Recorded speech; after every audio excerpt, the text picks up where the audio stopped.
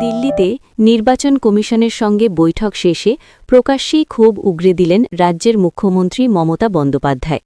মুখ্য নির্বাচন কমিশনার জ্ঞানেশ কুমারের সঙ্গে বৈঠকের পর নির্বাচন কমিশনের বিরুদ্ধে দুর্ব্যবহার ও অপমানের অভিযোগ তুলেছেন তিনি।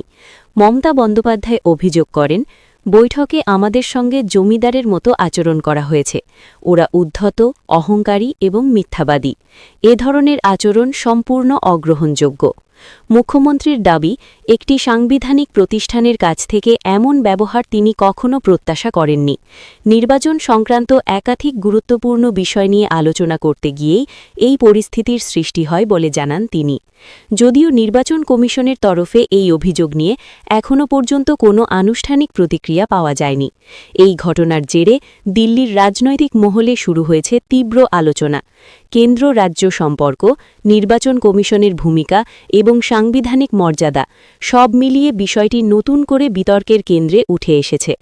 ঘটনার বিস্তারিত তথ্য ও কমিশনের সম্ভাব্য প্রতিক্রিয়া পাওয়া মাত্রই আপনাদের জানানো হবে।